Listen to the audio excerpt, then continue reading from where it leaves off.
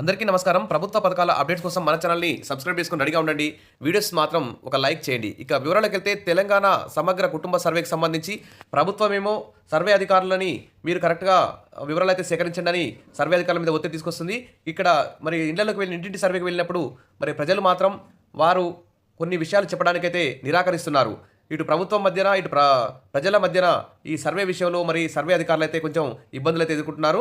ప్రజలు కూడా మరి మా ఆస్తుల విషయాలు, మా అప్పుల విషయాలు మరి మీకెందుకు చెప్పాలని వారు కూడా కొంచెం ఇబ్బందులైతే ఎదుర్కొంటున్నారు. దీనికి సంబంధించి కొన్ని న్యూస్ అప్డేట్స్ అయితే చూద్దాం. అవన్నీ అప్పులు చేసి కొన్నాం, వాటి గురించి మీకెందుకు, ఎన్యూమరేటర్లకు ఎదురు ప్రశ్నలు, రాష్ట్రంలో సమగ్ర ఇంటింటి సర్వే తీరు, మరి 243 ఉపకులాల కోడింగ్ నెంబర్లు ఉండడంతో అరగంట నుంచి గంట సమయం ఇబ్బంది పడుతున్నటువంటి ఎన్యూమరేటర్లు.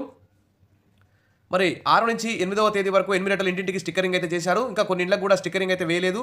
మరి ఆ స్టిక్కరింగ్ వేయని ఇళ్ళని చేస్తారా చెయ్యరా అంటూ మరి ప్రజలైతే ఈ స్టిక్కరింగ్ వేయని ఇళ్ళ వారైతే కొంచెం టెన్షన్తో ఉన్నారు. ఖచ్చితంగా స్టిక్కరింగ్ వేయని ఇళ్ళని కూడా ఖచ్చితంగా సర్వే చేయాలని చెప్పేసి అధికారులు అయితే చెప్తున్నారు. తర్వాత విడివిడిగా మ్యారేజ్ అయినటువంటి జంటల్ని విడివిడిగా ఫ్యామిలీగా చూపించాలని కూడా అధికారులు కూడా సూచించారు.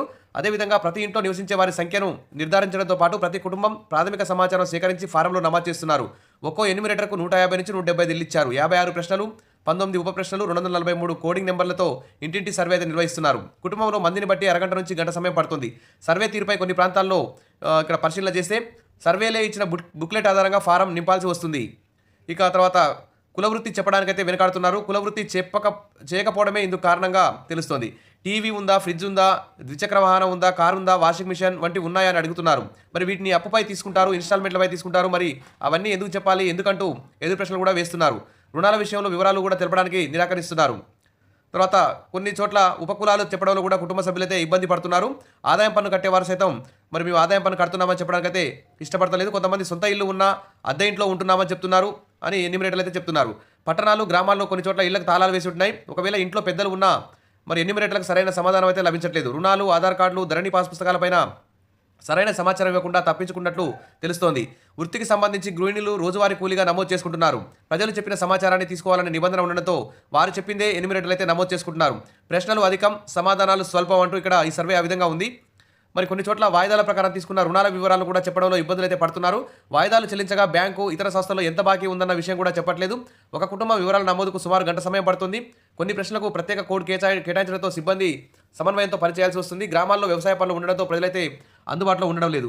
సరే, ఏది ఏమైనా వాయిదా పద్ధతిలో ఇన్స్టాల్మెంట్లో తీసుకున్నటువంటి వస్తువులను కూడా మరి ఇందులో నమోదు చేస్తామనడం పట్ల మరి ప్రజలైతే వ్యతిరేకంగా ఉన్నారు. కాబట్టి ఈ సర్వేలో ఎలాంటి సమాచారం వస్తుంది, కరెక్ట్ ఇన్ఫర్మేషన్ వస్తుందా రాదా అనేటువంటి సందేహం అయితే సామాజికవేత్తలు అయితే వ్యక్తం చేస్తున్నారు. అసలు ఎందుకు సర్వే చేస్తున్నారు ఏమో అనేది అర్థం లేకుండా ఉందన్నట్టు ప్రజలైతే అంటున్నారు ఇంటికి పోయినప్పుడు. కాబట్టి సరే, ఏది ఏమైనా సర్వే అయితే స్పీడ్గా సాగుతుంది. 6వ రోజు కూడా కొనసాగింది. ఈరోజు కార్తీక పౌర్ణమి కాబట్టి కొంచెం మందకోడిగా సాగింది. రేపు ఖచ్చితంగా చాలా స్పీడ్గా జరిగే అవకాశం ఉంది సర్వే. ఎందుకంటే ఈరోజు కొంచెం తక్కువ చేశారు కాబట్టి సర్వే.